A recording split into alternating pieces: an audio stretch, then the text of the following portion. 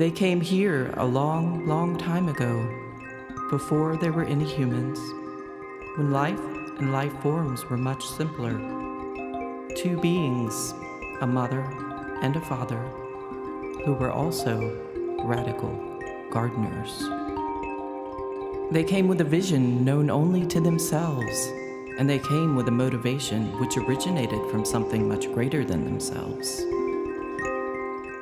But before they came here, they went there.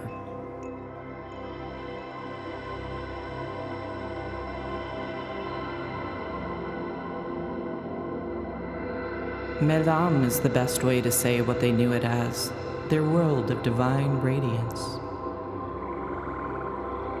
It was an unlikely place to start one of their gardens. It was an unlikely place to support any life at all. Its distant great blue central sun was a stellar class O star with a surface temperature high enough that most of its light was in the ultraviolet range. Stars like this have short and violent lifespans measured merely in the millions of years. So why, one may ask? Why even bother? But this garden was never meant to last forever. In fact, they considered it one of the more ephemeral projects by their reckoning. This great fluorescent and bioluminescent garden they made for its beauty. It was made for the sake of art. And they stood together in the midst of it and took this opportunity to do what beings do best, but somehow never seem to have enough time for. They took this moment to be.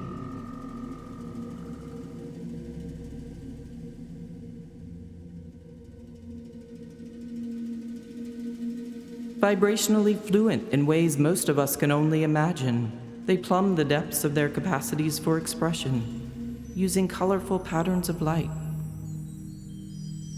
They psychically sailed the sound waves and practiced techniques of creating actual objects with music.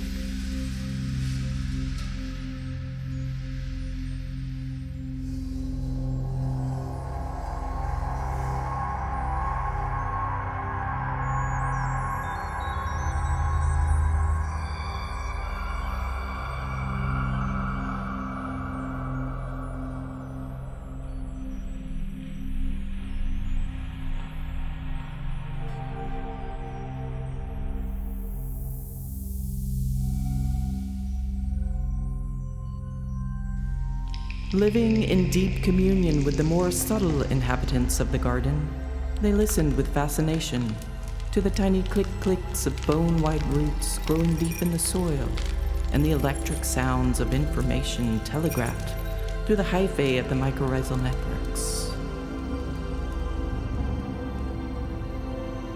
And most of all, they loved each other intensely.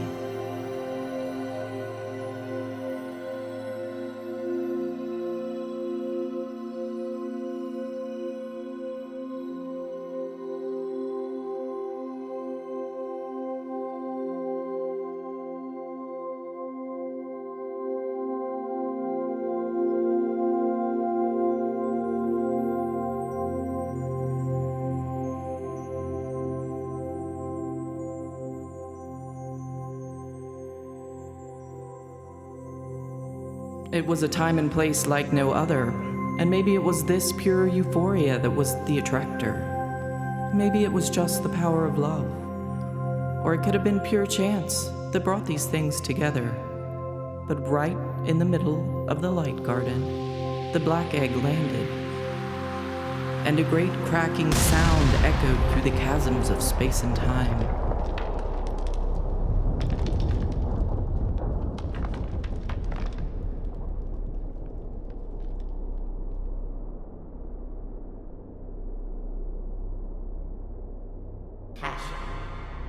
A spark of creativity and imagination. I leave behind fertility and joy. Reverence. Communion. Innovation, growth, playfulness. I hold on to my capacity to nurture. Resonating deeply with the energy of this last seed, The beings made a choice there and then that they would create the perfect garden home for these exotic and interesting new seeds.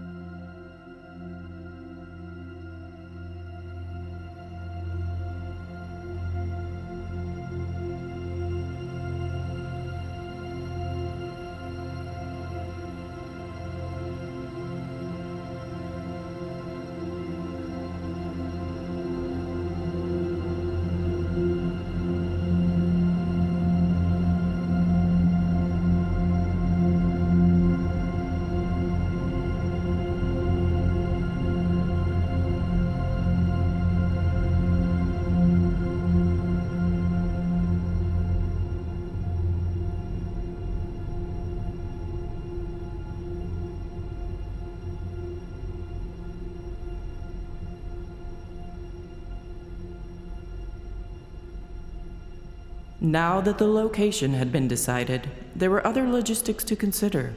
Things grow better in relationships which the beings well understood. And so they began the construction of a second egg and filled it with the seeds from their own realm that they believed would make the best companions.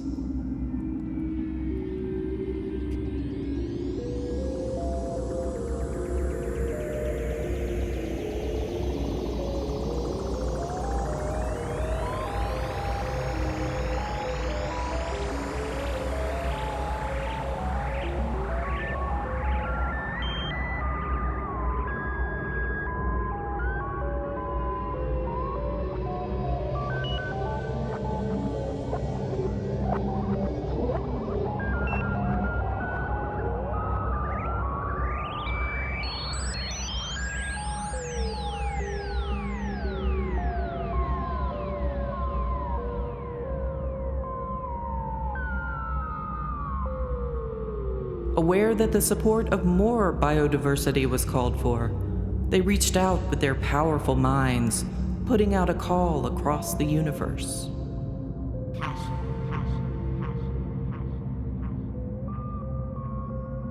Imagination. Fertility.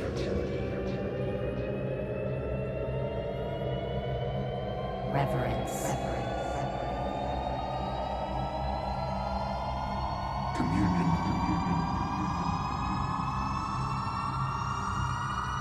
Innovation.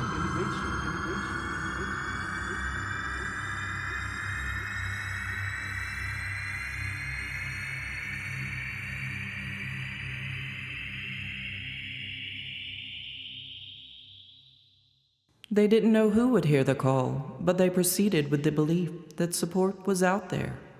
It just needed an invitation.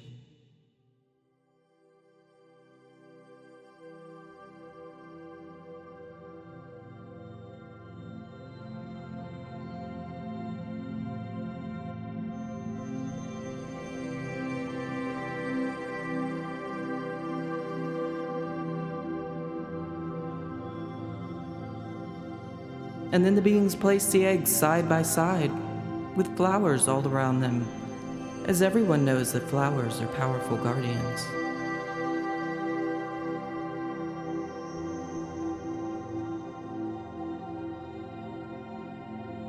And they left to see this new world for themselves, because there was much to prepare. They had weeds to uproot and soil to till. They had rain to arrange, and most importantly, there was light to get right.